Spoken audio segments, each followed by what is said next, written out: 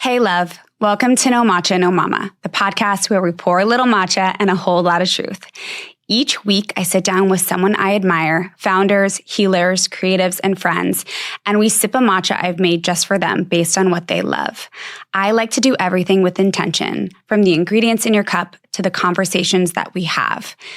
And this show is more than just about talking. It's about exploring how we can truly thrive through all the mess and magic of being human. Here we start with matcha because how we start matters. Hi. Hey. How are you? Good. Okay, well, today I am with Masha Kay. She's a nervous system and breathwork coach who helps people move from a survival mode into a place of safety, connection, and thriving. And after leaving, I think, your fast-paced finance job, you dedicated your work to helping people in these situations, which is incredible. Thank you. I'm so happy you're here. Welcome. Thank you. I'm so excited to be here. And I made a matcha lemonade, which I've never made before. I made it this morning for the first time, and incredible. You think? I actually think it's incredible. I really do. And I say that because, so the girl that makes my matcha in the morning, she's like, Masha, you would love a matcha lemonade. And I was like, yeah, I should make it. And I never have. I've been waiting to try this drink forever. It lives up to the hype. It's perfect. It is super, super simple. I literally made like a lemon syrup with honey. Okay. And then so it's matcha, this like lemon syrup concoction, and sparkling water. Oh, I was going to say, I'm like, I didn't even see lemonade. Yeah, it was the syrup. It's so good. Do you like it? What's your favorite? This might be my new favorite, like refreshing matcha. I drink a regular matcha latte every morning because it's my ritual. So it's just like coconut cashew milk, collagen, stevia, cinnamon, that sounds good, and matcha. Ooh, coconut cashew. I should try that. I make it from scratch. And an almond cow. It's not that. Okay.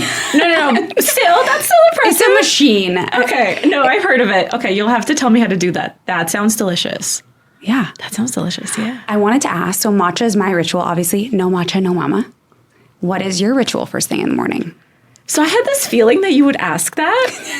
And the reason I kept thinking about it is because for the longest time, matcha really was my ritual. It's kind of like how it was my little like gateway drug into this world of like, I wanted to get healthy, start with physical health. And for whatever reason, I was like, let me change my coffee to matcha. And I started making it at home like years ago. So it was like such a big part of my ritual. But then I stopped making it at home once I had Chloe, Why? once I had a baby. I just fell out of the routine. Oh, okay. And it was just like, it was so chaotic. No, it wasn't even chaotic. I think I was just so in that newborn bubble that I was like not stepping away from her for a minute. And I was just kind of like. What were you drinking for caffeine then? I was still having, so my husband was going out and getting me the matcha drink that I was obsessed with. He wouldn't make it for you? So I had this place, oh my gosh, this is like such a long-winded story. I'm so sorry. But right before I gave birth to my daughter, we had all these crazy things happen in our house, like where we had to like redo all the bathrooms and the floors. And it was just like one thing after another. And the kitchen was kind of like, I couldn't use the kitchen. So I started going to this place near our house for matcha and I loved it. And they're wonderful. They're all organic and it's a gluten-free place, bakery. And I just got into the ritual of going to them to get it. Okay, so that became like your new ritual? That became my new ritual. And then my husband was getting it for me during those like newborn days. Mm-hmm. And then it kind of took on its own significance. So funny enough, like these days, my ritual has been getting out of the house, getting a matcha from this place, and then going to the beach. Oh, beautiful. Which is close to my house. Okay, well, that makes it easier. That makes that I still have something meaningful in it. Yeah. Yeah, going to the beach is very grounding, and it's nice being outside and in nature. The beach is like my... Yeah, I feel you. I everything. Love the beach. I love the beach so much. I might start making it home. You really inspired me just watching you just now. I was like, wait a second. Why haven't I been doing it? It's so much better at home. I use Pique tea. Their matcha is my favorite, the Sun Goddess matcha. Have you heard of Pique? Yes. Okay. I have. I think I tried it for a bit. They're the little packets, right? No, they also have the tins. So I have both. Oh. So you have they have the tins, and then the matcha packets are also great. Those are great for travel. I use those on the go. But yes. Okay, I might come back to it. Yeah. I need to. And where are you from? I don't know that much about you because I found you on Instagram. And we started the conversation. I know. So it's really organic. I know. So where am I from? So I'm from New York. Okay. So I was actually born in Russia, immigrated when I was young. You were when born I was in like Russia? 7. Yeah. Wow, cool. Yeah, so I immigrated when I was 7. Do you remember that at all, living there? A little bit. I remember it a little bit. I have really kind of like fond memories of it. I'm not one of those people who has a ton of childhood memories. Like I have like moments here and there. You. Yeah. But I do remember moving here, and that was kind of like, I think that was years later, I realized it was probably a little traumatic. So I'm kind of like, a lot of my work and healing around even the nervous system was like kind of interesting, rooted from that experience. Yeah, like realizing the impact of that. Because for the longest time, I was like, no, I don't have any traumatic memories. Like nothing that hard happened. I remember one time a functional doctor's like, didn't you immigrate here when you were 7? I'm like, yeah. And he's like, that probably was tough. And it like clicked for me. I'm like, wait, I think that was tough. And I think I kind of blocked it out. Wow. Yeah. So yeah, I immigrated here, and then I grew up in New York and moved to LA in like 2019, and then San Diego in 2021. Wait, I want to ask you more about that because that's fascinating. Yeah. So what do you think, I mean, we can also get to this, but I was curious, like from those experiences, what are you open to sharing what some of the traumas were and how you're working through them? Yeah. Totally. And you know, I think this like, it's an interesting part of this conversation. Like eventually I would get to my work. It's kind of part of the conversation that it's like, I used to think trauma was like big T trauma, right? The big things that everyone thinks about when you hear the word trauma. I don't think I understood that there's a lot of little T traumas and we all go through them. And for me, immigrating was just a lot of little T traumas, right? So I think the big thing that I'm always working through that I know really stems from that time is a lot of my perfectionism and overachieving. I think it really comes from that time of going to school, not speaking the language. And then, you know, within 3 months, I was speaking fluently. I was doing really well in school. And I think it kind of clicked for me of like, this is how I excel. And this is how I feel like I'm enough. Because I think there was a lot of feelings of being less than, feeling That's behind. what a lot of people struggle with, that I'm not enough. Yeah. It's a really hard one, I think, for a lot of people. It's a really tough one. And I feel like it shows up differently, but for so many of us, it goes back. Oh, yeah, to childhood. To childhood and to that. And so for me, it's the I'm not enough and coping with that through overachieving and perfectionism, which has been like such a huge part of my life for so long. So like striving to be seen, like I'm here, I want you to see me, like validate me because you don't feel like you're deserving almost? To me, I think it was something around the lines of like worthiness. I think there was this like, what only years later I put into words of like, there was some degree of shame. Okay. And I think the way I found to move forward to feel worthy and good enough is like, oh, I'm really good at school. I excel here. I could be better than everyone else in this. And I think on a surface level, I thought, well, I'm just like, you know, I'm doing better than everyone else. And that makes me feel good. But I think there was some degree of, I'm going to excel here so that it makes me like almost puts me on the same level as you, because deep down, I don't actually feel like I am. So I feel like I almost need to overachieve in order to be enough. There was some degree of that. So for me, it was like this combination of like, that's the trauma, but I think the way of coping with it was overachieving, perfectionism, and then also just being able to kind of just like block things out. Like I said, I didn't even realize that this could be traumatic until years later. A functional medicine doctor was just like, hey, did you ever consider that this might be connected to some, you know, gut issue, like some stuff we're talking about here? And that's like when the light bulb went on for me of, oh, there's this bigger picture. Yeah, I think there's this bigger picture for most people. And there are a lot of people that don't realize that. Like, a lot of people are scared to do that work. I mean, it's scary, right? Terrifying. Because you're going to uncover these emotions that you feel, and you kind of sometimes don't know what to do with them. So it's just easier to be like, nope, I'm good. I'm going to push this down. And so it's a very uncomfortable feeling. Incredibly.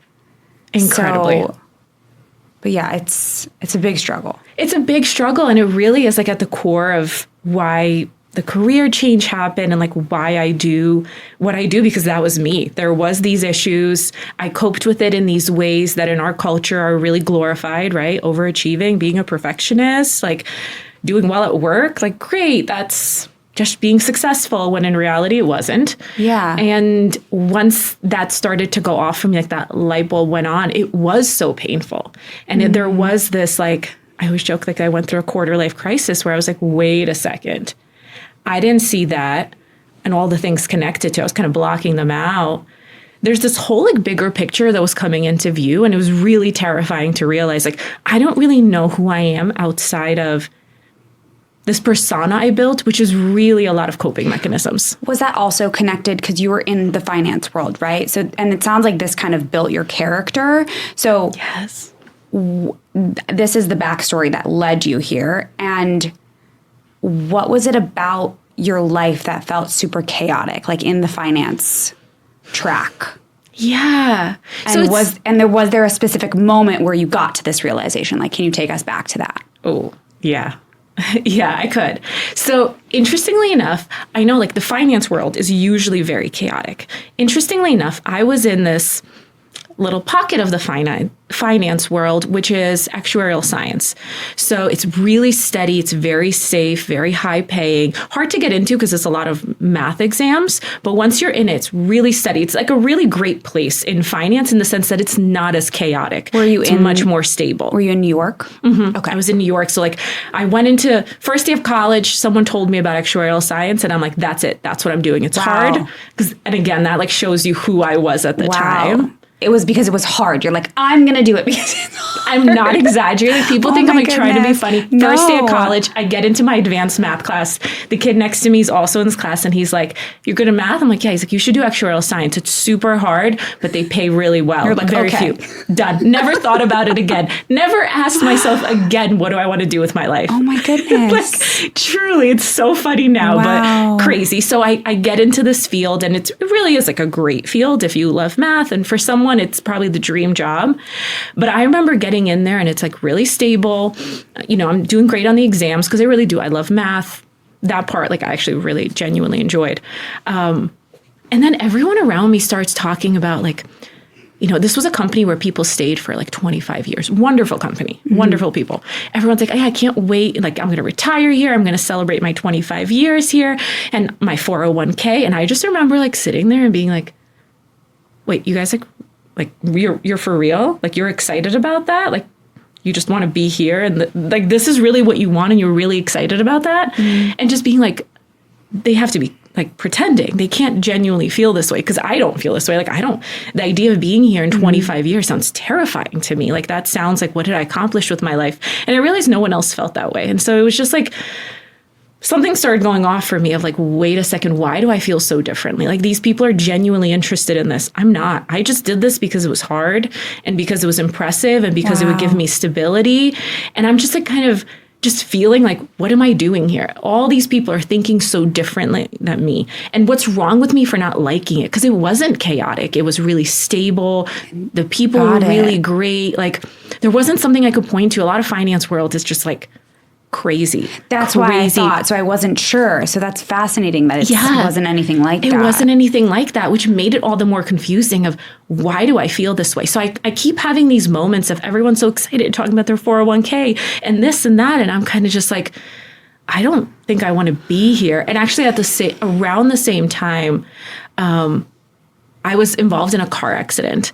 So I was with our friends. We were all in the car. I was in the back seat and someone was texting, blew a stop sign, like kind of T-boned us. And the car flipped 2 times. Oh no. Who were you in the car with?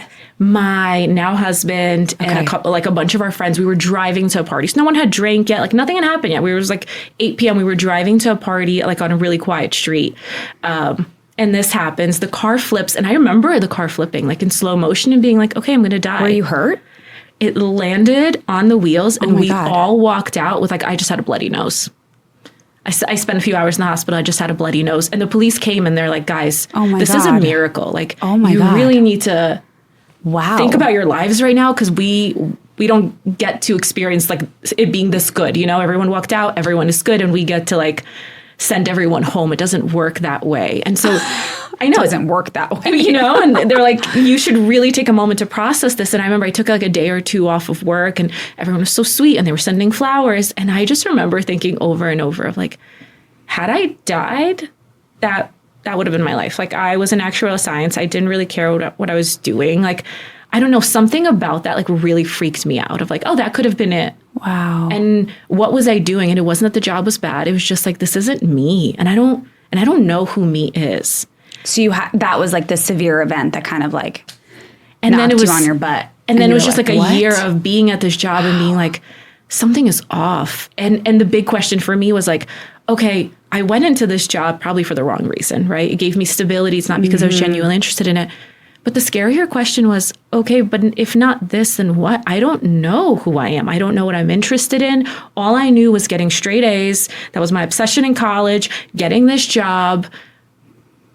That was it. Mm-hmm. So it was just this terrifying of like, yeah, okay, but if I don't like this, I don't know what else I could do. So how did you figure it out? It was definitely a long journey. It was years. I stayed at that job for probably another year or two. Oh, okay. And during that time, I was like, okay, I don't know who I am, so I'm just going to start at basics. I was also having some health issues, like some gut issues that I've had since childhood, which I now know is probably connected to all the trauma and everything that happened there. So I was like, okay, I'm going to start with physical health and just like really basic things of just like working out a little more and just drinking more water. And then it went into like what I'm eating.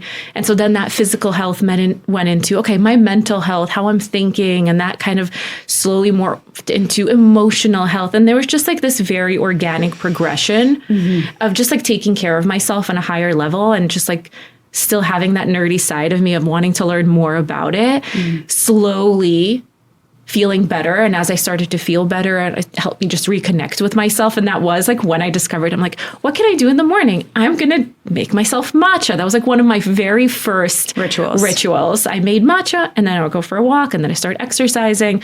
And so it was just like this slow journey of taking care of myself and getting to know myself. And as it morphed into more of the mental health space and the emotional health and then even spiritual health, that's where I started being like, wait, who am I and what am I here to do? And what is the role of purpose? Exactly. You took the words out of my mouth of purpose. Like what part does that play in my life? I remember being in college and being like, oh my gosh, all these kids want to like their jobs and have purpose. That's so silly. Like I remember thinking it was silly. And again, that's probably my protective mechanism, of course, for being an immigrant and having to be like very serious, right? And not having a lot of safety nets. In order to feel enough. In order to feel like I'm enough. But it's just so interesting that for the longest time, like that's silly. That's beneath me. And then being like, no, that's everything. That's everything. And I was missing it. That's what, I feel like I've wanted to find my purpose for a long time. I think I'm finding it. But I think that that's something that when you're younger, you don't really realize. You kind of think that you need to go to college and just get a job and make money. Like, I don't know that it was enforced in our generation necessarily from our parents that like, let's find your purpose. Like, what do you want to do with your life? What do you really want to do with your life? Like, what do you think would be meaningful? How would that make you feel? Knowing that, I think we'll parent our kids very differently, knowing that we want purpose, that way that they can feel that too. But I don't feel like it's been stressed enough. And I feel like so many people are just in their jobs just to be in a job. Yeah. And it's really sad because you just work all day and you don't feel good about it and you hate yourself and you hate your job, and we're supposed to feel like love ourselves and take care of ourselves and feel good in this life. Like what's the point of life if you just feel like crap all the time? That's exactly it. And it's so interesting because I think so many, because you're so right. I think it's partially generational. Yeah. And it's like, you don't know what you don't know. I think there's so many people that don't even know that it could feel better. Yeah. Like, or realize that they could be finding their purpose. Like, a lot of people aren't spiritual in that way. So they're not trying to discover themselves or connecting to themselves and looking to feel better. Like, a lot of people are just eating processed foods in America and they don't feel good. And they don't even realize that they don't feel good because they're just operating in this shell of themselves. That's exactly. And like, that's such a great example, the processed food, because you just kind of helped me connect the dot. Like I said, I started with physical health. And I think what kept me going, because I started in such like a basic level, was making these small changes of like eating whole foods and drinking more water. And I remember being like, whoa. You felt better, right? I felt significantly better. And like, no, my gut issues didn't go away. No. But I started to be like, wait a second, maybe things could be different. And I think it started kind of unlocking something in my brain of like, wait a second, maybe you don't have to feel this way.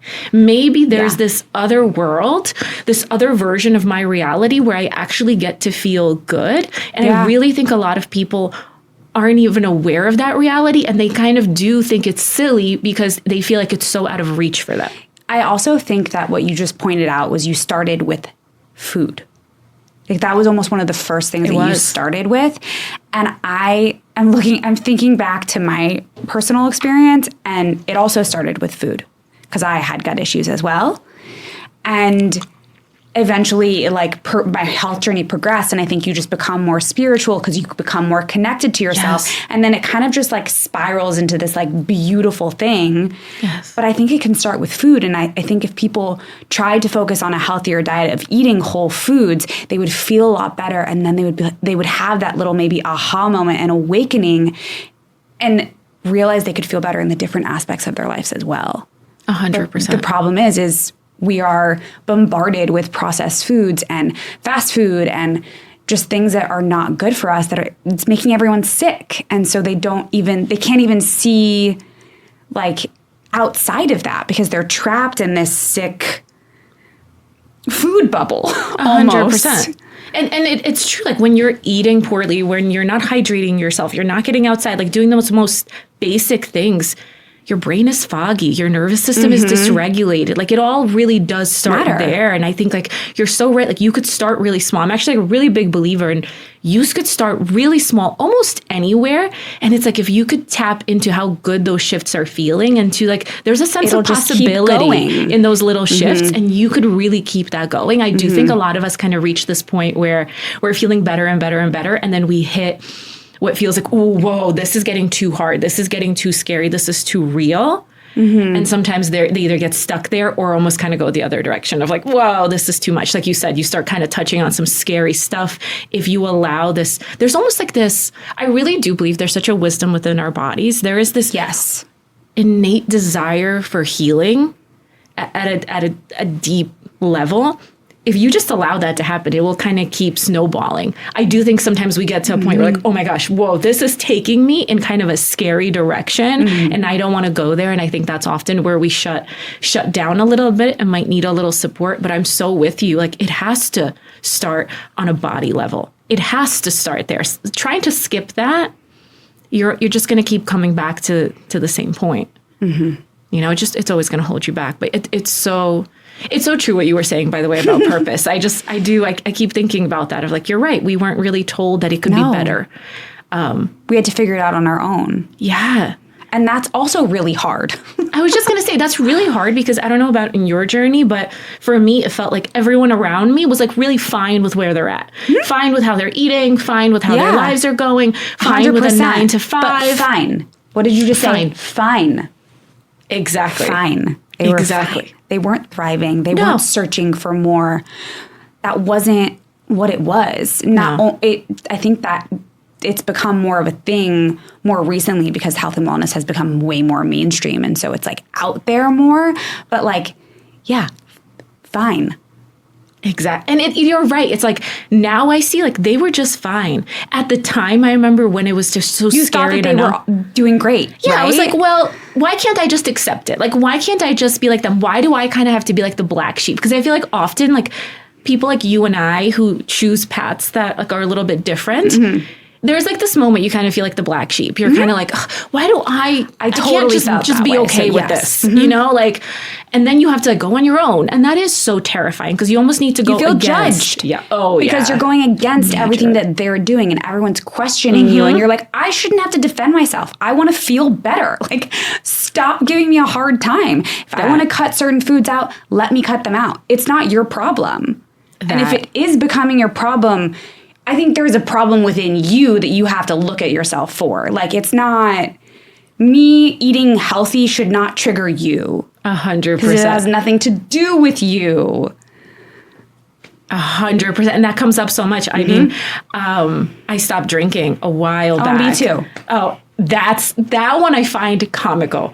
The way people get triggered by you not drinking and feel like ask you to explain yourself. And you're like, I just don't want to drink. What's the problem? It's bad for you. It doesn't make me feel good. Well, isn't it funny that like you're asking me to explain why I'm doing something that's bad for me? Meanwhile, like the question is like, why are you doing it? You know what I mean? If one of us was like doing a hardcore drug, I'd be like, oh, why do you choose to do that? But why is like, am I the one who's, it's just so interesting how it triggers people around us, and that could make us feel really lonely. And again, I really do understand why so many people kind of get stuck in their journeys or kind of don't want to move forward, because even things like that, you know, I find that when you start doing all this work, eventually you start cutting down alcohol. That's so scary for people. I have so many conversations with clients, even just about that, really, let alone food. And, you know, there's family and culture involved.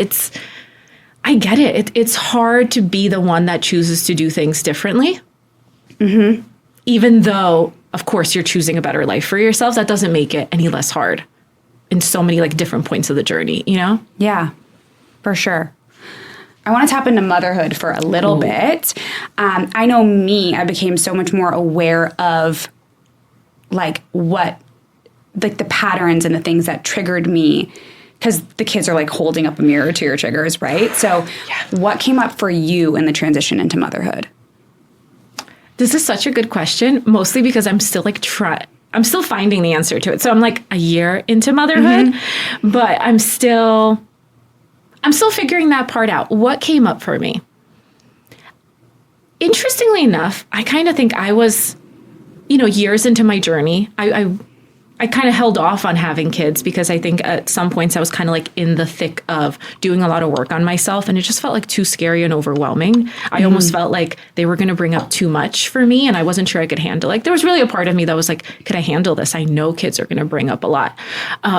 When I had her, on one hand, I think it was really like I was pleasantly surprised that it almost felt like so much of the work I had been doing was being mirrored back to me. Like I really felt like my nervous system could handle those tough moments. Not that I didn't have a ton of tough moments, but I almost felt like I had the tools or the resilience, and almost like she was helping me become more resilient. So that part I love, and I think about it all the time. What I think it brought out much more in me is probably, I want to try to like put it into words. Just like, this is who I am, and that's that. I think before, probably because of, you know, not feeling good enough at times, and you didn't have to defend yourself anymore. I don't have that urge within me at all. If there were so many points in my journey where I struggled with my identity, or what are people going to think? Or are they going to judge me for being on social media, or doing this career change, or being really into wellness, or these opinions or those opinions? That really fell away like so quickly. You like became at ease with who you were. Yeah, you like became a mom, and you're like, this is me. Hi. I don't know if it's that I just don't have the capacity to care about those things anymore, or more so like seeing her, you know, I do a lot of parts work and inner child work, and it's like all that work, but just like right in front of you.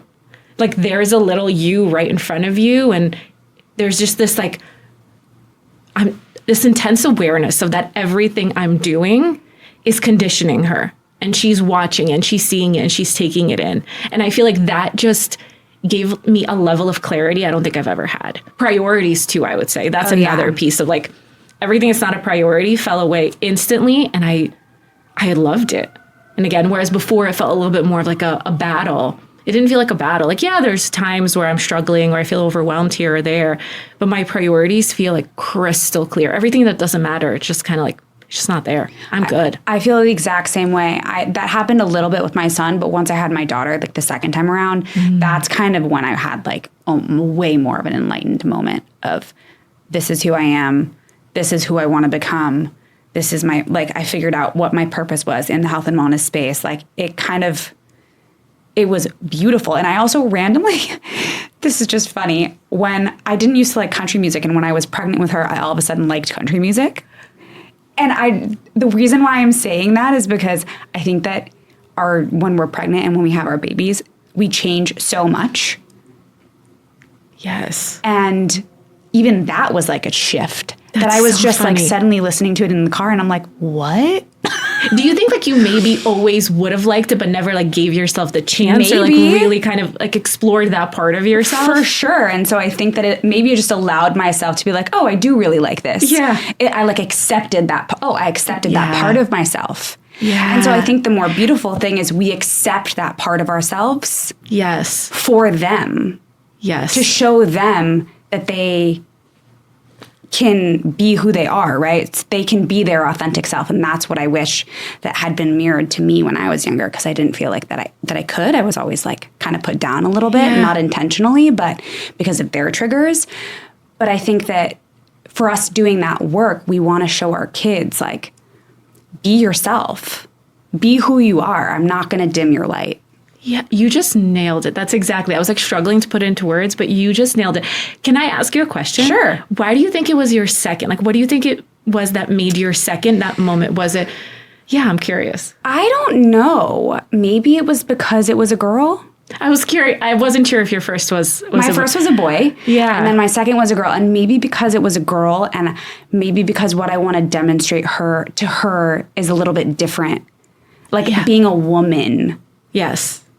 Like mirroring that to her. Whereas with the boy, I don't need to show him how to be a woman because he's a man, right? He'll be a man. But like, I think there's there's also just a different energy about having a girl than having a boy. I was kind of feeling that too. I was going to say, like, I really think I don't have a son, so I can't quite be, I can't be sure that what I'm saying is true, but it really felt like it was something about her being a girl. Mm-hmm. So when I heard you saying that, I'm like, wait, maybe it really is something about like almost like my inner child being personified right in front of me, and all the wounds that I've been spending years uncovering and working on, and I've made really great strides on. It's almost like he or she I get to do it differently.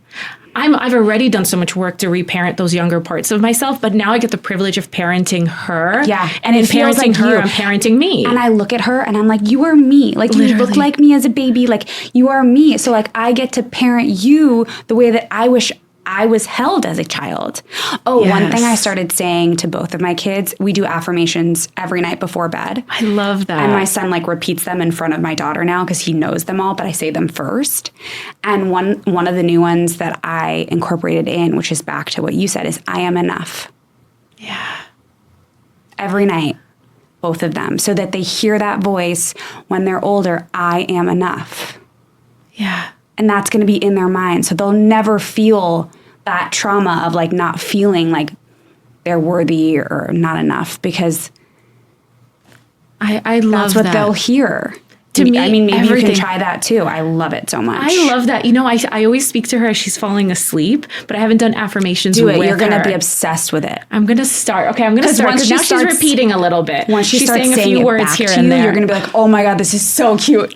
Oh my gosh, I'm 100% going to start doing that. And because you're so right, I think all the time, like every night when I'm putting her to sleep, I always think about like, what do I wish for her? Like, yes, healthy and safe and loved. But I think like for me, it really comes down to like, I just need to make sure she knows she is enough. Exactly. All you have to do is tell her. Yeah. All you have to do is tell her, because our parents' voices are in our heads, whether you think that they are or not. And that is what is helping us create these stories that we have about our lives. And so if you can give that to her, even if it's just, I am enough. 100%. No, you're 100% right. And like, it just, and your so husband should tell her too. I know.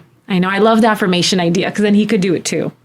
I love that idea. You were sorry, I interrupted you. You were saying so much of my work is. It just, so much of my work just really comes down to like, it's exactly what you're saying. Mm-hmm. And it's just so interesting to now have a child. Mm-hmm. And it's not like I'm not working on her, but just raising her in a way that this feels innate, right? It's a little different than the work that I do. It's almost like now living that. So much of us are healing. This is helping her live it. Yeah. And I think that's different. And I think that just talking about having kids, we can feel so triggered and hectic around the house. Sometimes I just have to check in with myself and try to calm down. What are some things that you're mindful of when it comes to your own triggers or dysregulation around your daughter? Yeah. So for me, it goes back to, you know, I do a lot of work with the nervous system. So just being really attuned to my nervous system is kind of like my go-to tool all the time. Just always knowing where it's at and always being kind of aware of what is what is sending cues of threat to my system? So that awareness, I think, really that helps. Question is great. All the time. And like really kind of picking up on like, okay, there's maybe a little extra stimulation. There's extra noise. There's, this thing, I just got this email. Sometimes it's something so small, right? You get an email, you see it on your phone. You don't even look at your phone. Yeah, I was going to ask you this. But you're already feeling it, right? So for me, it's always being really aware of my nervous system and just the awareness and mindfulness of like, what are these little elements that are bringing dysregulation? Because I think once you're just aware of, oh, my nervous system is dysregulated, it's easier to separate what is happening in my body from the situation. So that it doesn't translate to me getting frustrated with her. It's my body's getting overwhelmed. My system's carrying too much. What do I need? How do I give myself a moment? Do you ever tell her verbalize that? I do. Whenever I'm getting overwhelmed, I really try to just say it out loud. That really helps me too. Of like, oh, I'm feeling myself getting dysregulated. Just so you calling say it out loud. Yeah. That way she understands. Yeah. Wow. And that to me is going to be a really big piece of like, as I told you, she's just touching into the toddlerhood, right? And so there's a little bit of a shift because now I have to start thinking about how I'm talking to her before. In babyhood, I think it's very, very different. Yeah. But for me, like something that's so foundational to what I teach is where are you in terms of your nervous system on that ladder. And I do a lot of work around relationships. It's the more we can call that out to people, the more it just helps diffuse situations, right? If I'm just saying, hey, I'm feeling a little bit overwhelmed. I have a little tightness in my chest. My nervous system is getting a little activated. That gives the other person information to be like, oh, it's not me. Maybe she's actually needing some support. So you say that to other people too? I try to. I really do. Oh. I think that's a really great tool. I think that is too, because then they understand that because sometimes what happens is I repair afterwards, like I will act out because I'll get triggered and then I'll be a little more rude than usual because something is happening inside of me. Totally. And then I'll have like a little bit of an outburst and then I'll recognize that and I'll say it afterwards, like to repair, be like, I'm really sorry. Like I was feeling overwhelmed. But I think maybe saying it before so that they understand where it's coming from is key. It really makes a big difference. Don't get me wrong. Of course, I still have moments where I have a little outburst and have to repair. But it really helps even for me to call it out. It kind of gives me the language. Because if it keeps kind of building, right? You keep getting more dysregulated. Little things there's too much stimulation. And then all of a sudden it's like, ah! Exactly. And then the person just asked an innocent question. Now you're snapping. Versus if I was just like verbalizing as I went, that person has more awareness. I've already said it out loud. It's easier for me like, hey, I'm really overwhelmed versus I hadn't said it yet. And I'm like, I'm so overwhelmed. How could you be doing this to me? Right. Because they don't know. They don't know. And I think it also gives them permission to do the same. And I think that's so helpful. Like, again, just learning this in parenthood, but it's overwhelming for everybody. You, your partner, the kids, right? Like, I think we all need permission to be able to be like, hey, I'm feeling overwhelmed. This is too much for me. So maybe that'll teach them to have the voice of when they're feeling frustrated or overwhelmed, instead of throwing a tantrum, I'm overwhelmed. Exactly. And it really helps, the distinction between stress and stressors. Not that you necessarily need to use those words with your kids, but there's a difference. Yeah. Stress is the physiological response of your body. Stressors are a situation that's challenging you. I think we often kind of think they're one and the same. Mm-hmm. But it's actually very separate. I could resolve the stress in my body without resolving the stressor. There might be a conflict happening, a disagreement or a conflict between my husband and I might be feeling stress, but I could resolve the stress without necessarily addressing the conflict. And in fact, if I could resolve the stress, I could acknowledge that I'm getting dysregulated. I could help my system get a little bit more grounded. It will help me resolve the conflict. So then the question is how do you get yourself into a more regulated state when you're in that situation? So first of all, I always like to say, I by no means pretend to be perfect or ever kind of want to set that standard of you should never get overwhelmed. Of course, you're going to get overwhelmed. Of course, you're going to have an outburst and you're going to have to repair. That is a healthy part of any relationship. And that's just the reality of life, right?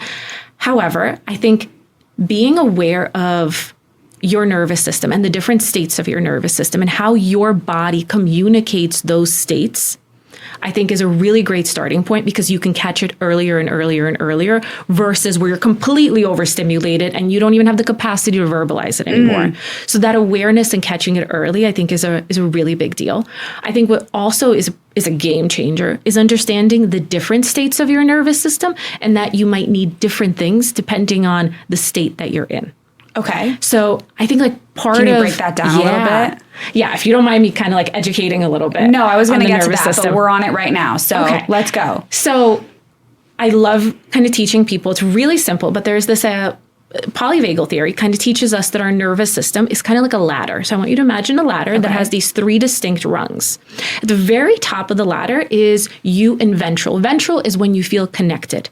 This is when you're regulated. This is when your executive functioning is on. Like your best self is you when you're regulated. That's your most authentic self. You're connected to yourself and your body. You could connect with other people. That's our social engagement system.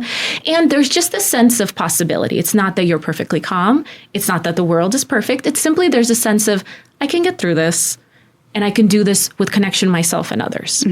Now, when there's a threat in our environment, you could think of like in the wild when, a gazelle hears something in the bushes, we drop down into that second rung, which is sympathetic. This is often called fight or flight, but sympathetic is a little broader because it's more than just fight or flight. And so this is when our nervous system is picking up on a threat and it's saying, hey, we might need to mobilize to address the threat. Because our systems are pretty primitive. They think if there's a threat, you're going to have to run or fight, right? So they're mobilizing. So every system in our body is getting energy to respond differently. That prefrontal cortex is going dark because you don't need to think about the long term. You're going into survival. There's, more blood going to the muscles, everything. Your saliva changes, your muscle tone changes, everything changes, your immune system, all of it to help you address the threat. And there's just a lot of activation in the body because the body's expecting, hey, I'm going to need energy to run or fight. So that's the second rung of that ladder. And we see the world very differently. It really distorts our perception of the world. Now, there's also a third. So that one, a lot of people know, even though I would really recommend people start getting familiar with how that feels in their body and those little kind of clues and cues that you get. But then there's a third rung at the very bottom, and we call this dorsal. And that is if that tiger jumped out, got that gazelle, and the gazelle's preparing to die, basically, it shuts down. So it's going to conserve energy. It's going to almost leave the body in order to not feel pain. And this happens to us as well. So when we get really overwhelmed, when we're like, I can't fight this, I can't flee, we go into this shutdown, this most primitive way of keeping ourselves safe, almost like a turtle going in its shell. But it's really playing dead. So we kind of leave our bodies almost in order to feel less pain. Because if you're going to get eaten, you don't want to feel the pain of that. We feel very disconnected. And again, that's on purpose to almost like remove us from the situation. If you've ever been in a really traumatic situation, you might be like, I'm watching myself. That's the extreme of that. That's protective, actually. Interesting. And in this state, you're also conserving energy because there's a chance that if you play dead, the tiger will drop you and you could run. So you can go back into that sympathetic, use all your energy, and then go back to the top of the ladder and be back in ventral. So these are the 3 states. So if you know where you are, am I in sympathetic? Do I have too much energy in my body? Versus am I going into dorsal and shutting down? It's going to really help you support yourself much more effectively. Okay, because there are different methods to get yourself out of each one. Exactly. You need different things because in sympathetic, you have too much energy in the body and you want to release it in a healthy way. And in dorsal, you are actually shut down. You don't have enough. You don't have enough. You need a really gentle return to energy because if you try to do too much in dorsal, you're going to get more overwhelmed. So if you've ever felt really shut down and you're like, I really should go for a run or go for that workout, and you feel worse because that was way too big. You don't have the energy to get up. So it has to be something very small in dorsal. Like, can I change my posture? Can I place my hands on my body? Can I take one breath? Can I kind of these like micro movements to just bring us back that don't overwhelm us? And what will actually happen is you'll find yourself move into sympathetic, have a little energy, be like, oh my God, I need to get things done, or I want to have this conversation, this like motivation, and then it'll help you move up to ventral. And then how do you get out of sympathetic into ventral? So from sympathetic, there's many different ways. It's like a general idea. You just want to think about what would help me release some of this energy in a healthy way, right? So if you've working out, something like that. And I always recommend something short. So sometimes we can use working out almost as like an escape. Oh, yes. Right? Oh, so that makes sense. So something short in the sense of like some resistance exercises. You do those for a few minutes and you check in with the body. Okay, how am I feeling? Is this helping me move up or is this actually making me feel more shut down? We always want to be checking in with our bodies because our nervous systems are very unique. So I kind of have a little bit of a pet peeve when people are like, okay, do this here and do this here. And it's like, that generally might work, but depending on your conditioning, on your experiences, on your traumas, a tool I give you might really not serve you, right? For example, for some people, breath work is really triggering because of certain experiences they had, medical traumas. There's all sorts of reasons. So although generally breath work, this type of breathing could be great here, or this one could be great here, might not be for everyone. So to me, it's those little small tweaks and then checking in with the body and seeing what's working and what little steps can I do to see, am I moving towards that more regulated ventral state where I could then go address the problem versus run away from the problem? Right? Like a workout could sometimes be like, I'm just going to always work out when I feel overwhelmed, but then it's kind of run like, away from the problem because you don't want to deal with it. Exactly. So Maybe you don't you want to feel create better that in the conditioning. moment. It definitely makes you feel better. And But there's not totally afterwards. a time and place. But if that becomes the habit, then we're often like running away from actually processing emotions, having hard conversations, making tough decisions. So you don't think that working out helps you process it? I think it could. I just think it's one of those things that it's the intention with which you use the tool, not the tool itself. Okay. Right? Because like for me, sometimes when I work out, I have a lot of thoughts. So like I'm working through it sometimes. And then other times I use it to like forget. And that right there, like you perfectly described it. It's the awareness of how am I using it. If I'm using it, like a really long walk or a jog for me sometimes really helps me process and come up with ideas, beautiful. But if I'm doing it to zone out and then just go back as if nothing happened, there's something there, right? I think any tool, it's like, you can use a hammer to build something, you can use it to destroy. Right. It's just the awareness of what's the intention with which I'm using this tool. And again, that's why I'm such a big proponent of do something, check in. If it's going in the right direction, moving you, wonderful. If it's not, let's try something else. Let's make a small tweak here. But that awareness of your intention and that connection to your body for me is just the most foundational piece. Yes. Yes. How do you think nervous system regulation can help rewrite the story for the next generation so our kids don't carry the same patterns as we did? That is such an important question.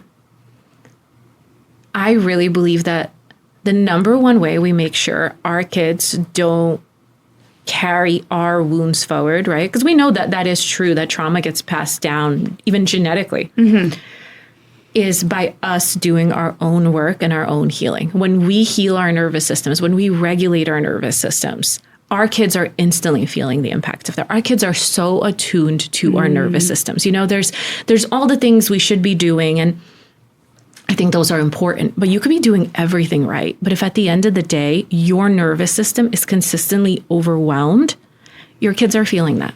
They feel that, right? Like when you're in a room with someone who's really overwhelmed and stressed, they could be the nicest, most generous, the kindest person. You are feeling that energy and it could feel kind of heavy.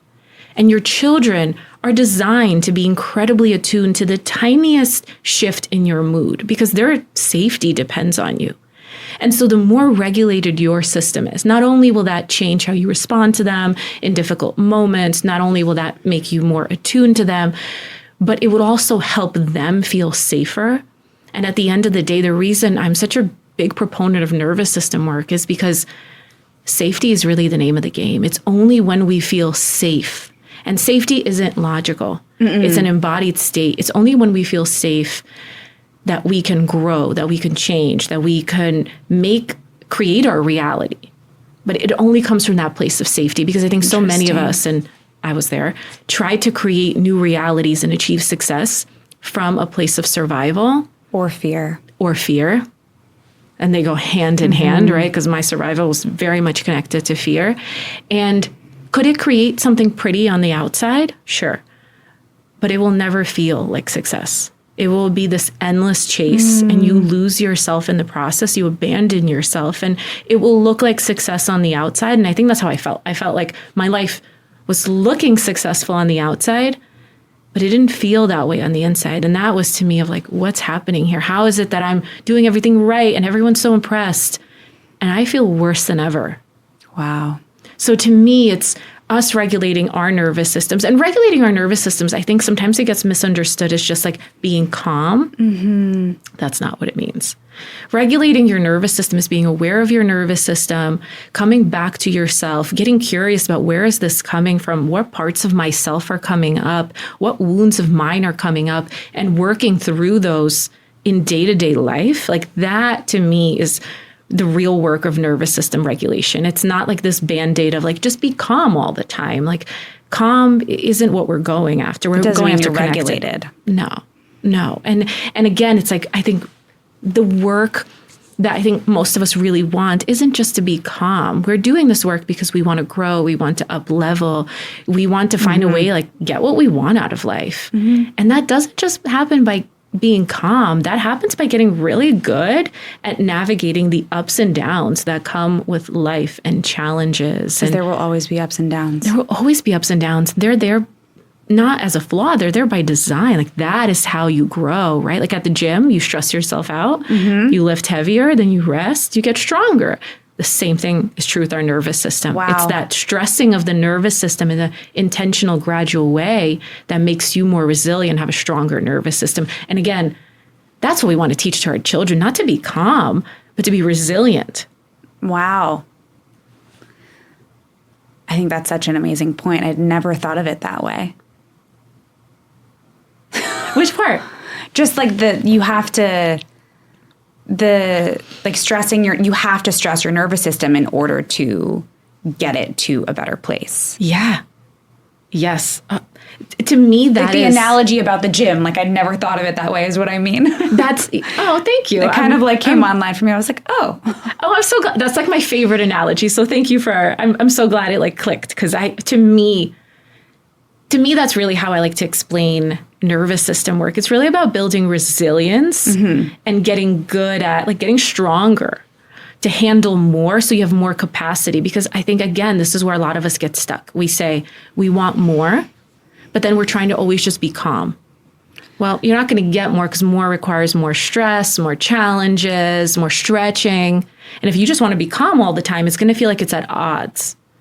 Right? Like, do I want to be calm or do I want to stretch and create this new life for myself? And so to me, it's like, no, they're not at odds. It's to create that life, we need to kind of get good at moving through those ups and downs and coming back to a place of regulation and yes, moments of calm. Like finding yourself in, like bringing yourself back into that. I think that's where like the true power is in getting dysregulated, getting a little overwhelmed and finding your way back. That's where the resilience is built. And again, like speaking of our children, to me, it's like, I would rather my daughter understand that she can get dysregulated, she could have these emotions, but she has the power within herself to come back. She has those tools and skills that she doesn't have to be scared of difficult moments. She doesn't have to be scared of challenges, that she has that resilience to handle them.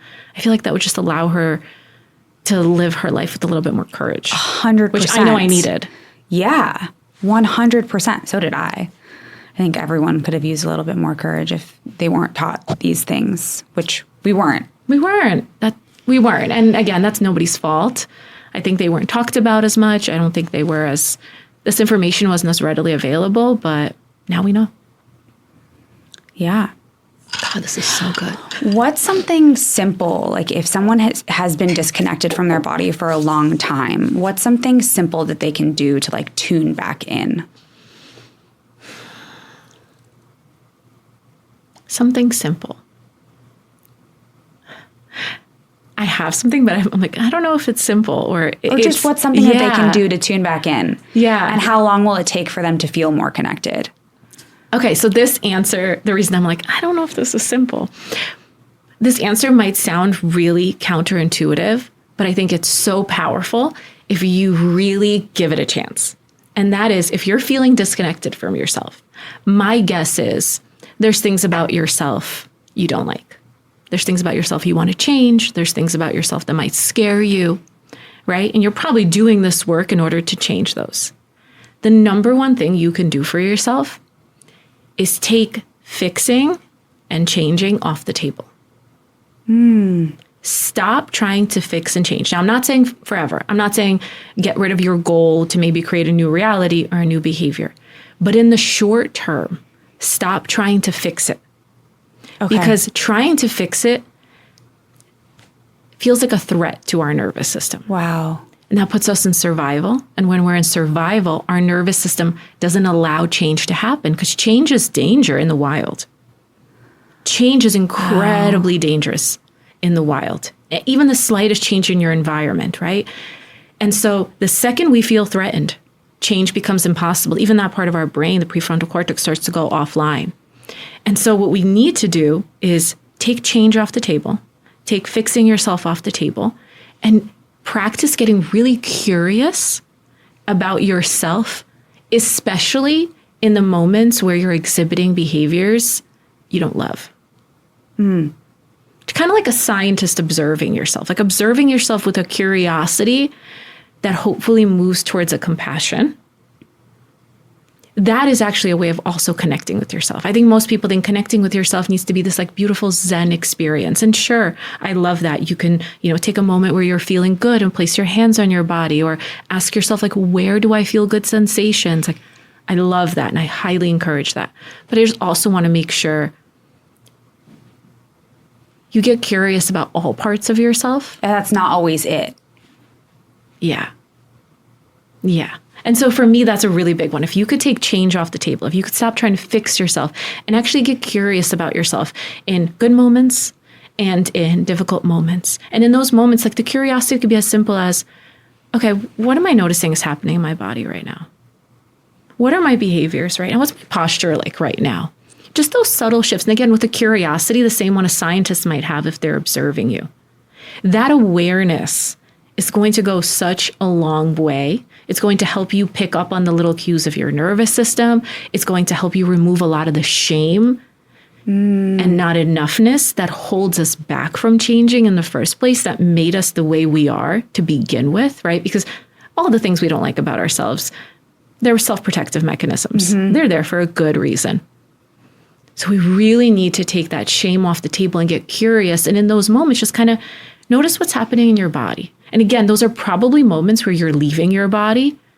And so if in that moment you can be like, oh, okay, yeah, I don't love how I acted to my kids just now. Or I don't love how I reacted to my partner.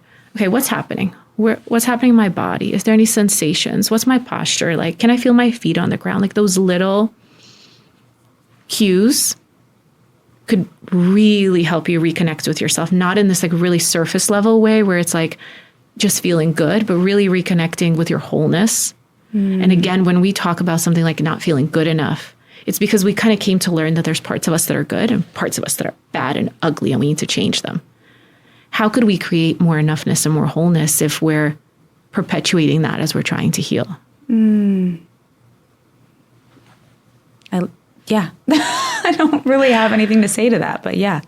I know it's a hard one. It's a hard one, and it feels really counterintuitive. But it also does make sense, because what you're saying is you're not connecting to yourself doesn't mean like just meditating and like feeling that serene version of yourself that people think that they need to like achieve, right? Yes. Exactly. And it's like that achieving, right? And like those of us that have this tendency to not feel good enough, or the perfection, overachieving, we're always like trying to get to this perfect version of ourselves and thinking that that'll make us feel good enough. When in reality, the more we feel like or like achieve the perfect version, the more it reaffirms that we weren't good enough to begin with. The further it gets us from our goal. Damn, yeah. And I think wellness sometimes plays into that. Like, I've fallen into that trap in wellness where I'm like, I'm just going to do it so perfectly. I'm just going to be the best at it. And like at first it makes me feel better. And then I'm finding myself being like, wait a second, it's perpetuating the same perfectionism that carries so much shame if I really go deeper. Damn, yeah. Well, before we wrap, I wanted to leave you with a couple reflections. If you could go back, what's one thing you would tell your younger self? If I can go back, I think I would go back to that version of me that was going through that quarter life crisis and tell her some version of like, take the leap, like do that scary thing. Like, it doesn't matter if it's right or wrong. It's not about right or wrong. You just need to take a new action to create a new reality for yourself. You just need to trust yourself. Something along those lines. Yeah, that's beautiful. And then looking forward, what's one thing that you hope that your future self thanks you for now? That's such a good question. Wait, okay, give me a second to think about this. Of course. What is one thing I hope my future self thanks me for now? Like something that you're doing? That's such a beautiful question. I hope my future version of me thanks me for the intentionality with which I think I've approached this first year of motherhood. I think I took a lot of time off. I think I did a lot of things that were hard for a past version of me with the hope of helping myself settle into motherhood and just making sure I'm doing everything possible to create that healthy, secure attachment for my daughter and that safety for her system. And so, yeah, I hope a future version of me, it's like, yeah, that paid off a million times over. Yeah. I love that. Well, thank you for sipping your matcha and sharing your heart with me today. I want to leave you with a prayer. May we carry what we need, release what we don't, and stay open to the magic that is unfolding. That's so beautiful. Thank you so much. This was so wonderful. It was. Thank you for being here. You have such good questions. Your motherhood questions definitely are going to be like moving through my mind all day. A couple of things give you said something there. to think about. Yeah, I love that. Thank you so much for having me. This was so delicious, but this was also so fun. It was. Thanks for listening to No Matcha, No Mama. If you loved the episode, share with a friend, leave a review, or come say hi on Instagram. My handle is @DinaDL. If you would like to connect with my guest, you can find her on Instagram @Masha Kay, or if you would like to work with her, she has a 6-month recalibration method, and you can find all of that on her Instagram too. And remember, thriving takes intention. See you next time.